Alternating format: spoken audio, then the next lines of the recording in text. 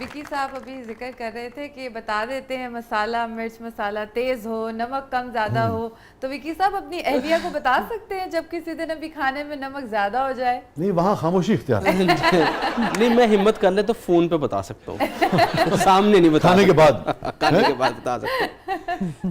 تو ایسا بہت بار ہوتا ہے، لیکن اس وجہ سے نا فوڈ بلاگنگ کی وجہ سے تھوڑی لائف ڈسٹرب رہتی ہے کہ گھر میں کھانا ذرا کم کھاتا ہوں، تو اس وجہ سے وائف بھی پریشان رہتی ہے کہ میں اتنے اچھے کھانے بنا رہی ہوں آپ نہیں کھا پاتے. تو وہ اب فیلڈ ایسی ہے میں کیا کر سکتا ہوں، اگر وہ آن لائن دیکھنی ہے تو میں ان سے معذرت ہی کر سکتا ہوں. اچھا ہاں واہ واہ واہ، تو یہ ہوتا ہے کیونکہ دیکھیں نا، صحیح طرح معذرت کریں نا. نہیں معذرت ہوگی ہے سر، ہاں نہیں یہ تو ہے ٹلی جی معذرت ہے، نہیں معذرت ہوگی ہے. یہاں پہ اپنی وائف کو کریڈٹ دینا چاہوں گا، فوڈ بلاگنگ میں آنے کے لیے سب سے زیادہ جو مجھے فورس کیا تھا میری وائف نے کیا تھا. اچھا اچھا کیا کہ پھنس گئی ہیں وہ؟ آپ جو ہے نا، نہیں وہ بہت خوش ہیں. اچھا خوش ہیں؟ میری الحمدللہ بیٹیاں بہت خوش ہیں، میری 3 بیٹیاں الحمدللہ. نہیں میں اس معنی میں کہہ رہا تھا کہ آپ دستیاب نہیں ہوتے انہیں. ہاں یہ تو ہے، یہ ہے، لیکن وہ پھر ظاہر سی بات ہے، فیلڈ ہے، کام ہے، تو مرد کماتا ہوا یہ اچھا لگتا نا، تو گھر میں اچھا نہیں لگتا. اس وجہ سے وہ خوش بھی بہت ہیں. 3 صاحبزادیاں آپ کی؟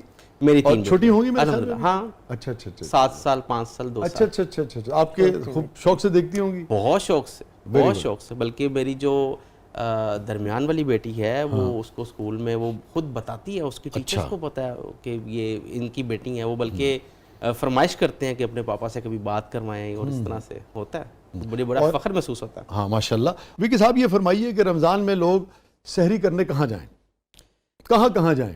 ہر کسی کی اپنی چوائس ہوتی ہے. اب جیسے ہمارے لاہور میں جو ہے وہ فوڈ اسٹریٹ کا بڑا ٹرینڈ ہے، اندرون شہر کے اندر ایم ایم عالم روڈ پر آ جائیں، فیشن ایونیو بنا ہے، تو وہ مختلف ریسٹورنٹ. مجھے تو لگتا ہے کہ لاہور میں جو ہے نا وہ سب سے زیادہ جو اس وقت قبضہ ہے وہ فوڈ انڈسٹری کا ہے، کیونکہ ہر بندے کی ضرورت ہے اور فاسٹ فوڈ بہت زیادہ ہوتا جا رہا ہے. اور ایک وجہ اور بھی ہے، لوگ جو ہے نا بس یہیں سے سوچنے لگے. اچھا یہ فرمائیے کہ اگر ان ساری اس میں سے آپ کو چوائس دی جائے، آپ کہاں سحری کرتے ہیں؟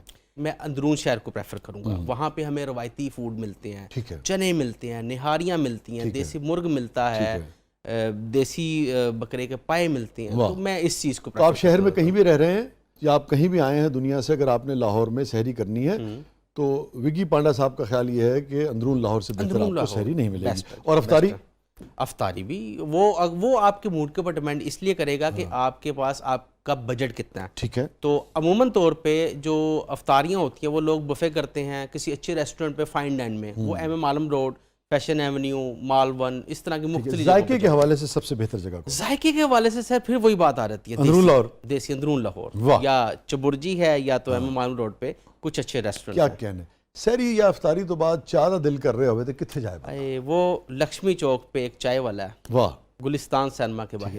تجھے لسی دا دل کر رہے ہوئے؟ لسی اندرون، آپ کو اندرون جانا پڑے گا پانی والے تالاب پہ. تو بس طے یہ ہوا کہ اندرون جانا ہے، اندرون جانا ہے، سحری ہو گئے، پاویں افطاری ہو گئی، اور وہ روایتی کھانے وہیں پہ ملیں گے. واہ.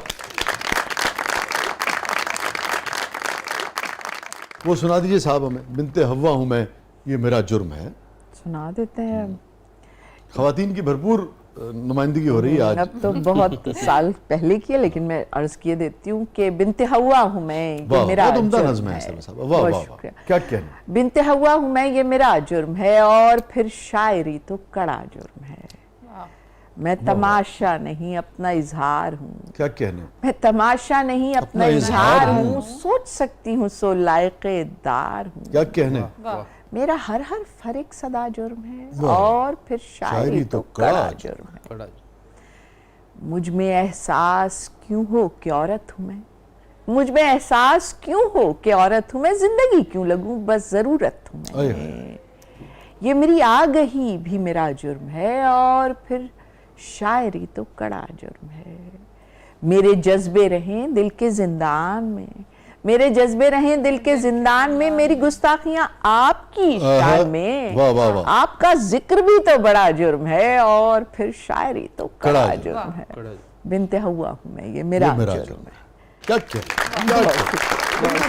میں سمجھتا ہوں کہ یہی چیزیں، یہی جو ادراک ہے، اور وہ ادراک جو تعلیم سے وقت گزرنے کے ساتھ ساتھ، اور پھر ہمارے شاعروں نے، ادیبوں نے اس میں اپنا کردار ادا کیا، ہماری خواتین نے آواز بے اٹھائی، شک.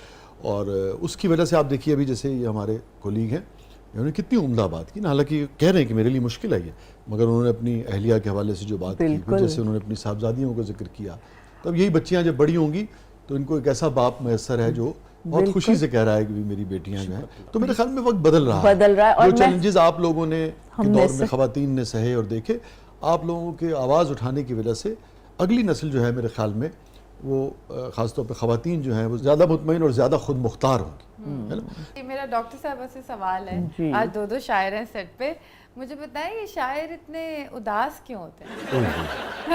کیسا سوال کر دیا نا انہوں نے. ایک تو بات یہ ہے کہ کسی بڑے دانشور نے کہا تھا کہ دنیا میں جتنے دکھ موجود ہیں اس پر اس کے باوجود خوش ہونے کے لیے بہت بڑی بے حسی چاہیے، تو شاید حساس زیادہ ہوتے ہیں. سارے جہاں کا درد ہمارے جگر میں. اور دوسری ایک اور بات ہے کہ جو شعوری سطح پہ بھی ہم جانتے ہیں کہ رومی نے کہا ہے کہ زخم کے رستے سے ہی روشنی داخل ہوتی ہے، تو ہمیں تو زخم سے بھی محبت ہے، ہمیں تو کیونکہ ہر لمحہ زندگی کائنات میں الٹیمیٹ تو المیہ یہی ہے کہ درد ہے اس کا، باقی اس میں سے لمحے نکلتے ہیں خوشی کے. سروم دکھم دکھم تو ہے تو اصل، لیکن اس کے بیچ میں سے یقیناً زندگی ہے، خوشی ہے، اس کو ہمیں تلاش کرنا پڑتا ہے. تو شاید نظر زیادہ آتا ہے ہمیں، عمیق زیادہ نظریں، تو شاید یہ وجہ ہے. اور کچھ ہم درد سے محبت بھی زیادہ کرتے ہیں دونوں سطحوں پہ. ہاں کچھ شہر دے لوگ بھی ظالم سن، کچھ سانو مرندہ شوق میں سے. تو مگر یہ ہمارے جو کھانے پینے والے دوست ہوتے ہیں تو بہت خوش رہتے ہیں کہ یہ بہت زیادہ خوش رہتے ہیں، اکثر بیمار بھی رہتے ہیں. یہ میں ابھی کہنے والی تھی ایز اے ڈاکٹر، میں کہنے بھی والی تھی کہ یہ بھی ہے. تو آپ اپنے ولاگز میں بتاتے ہیں کہ یہاں آ کے کھاؤ مگر کم کھاؤ. نہیں، میں اپنے ولاگز میں کچھ اس طرح کی چیزیں ضرور بتاتا ہوں.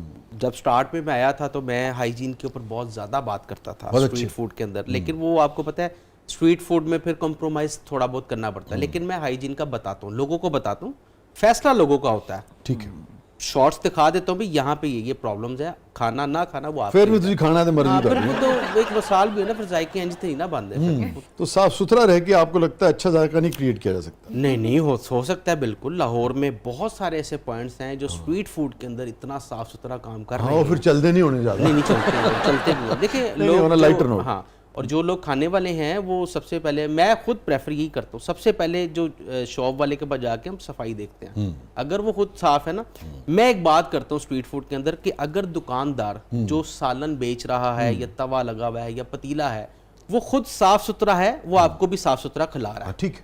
اگر وہ خود صاف ستھرا نہیں ہے تو وہ آگے ہاں گڑبڑ کر رہا ہے.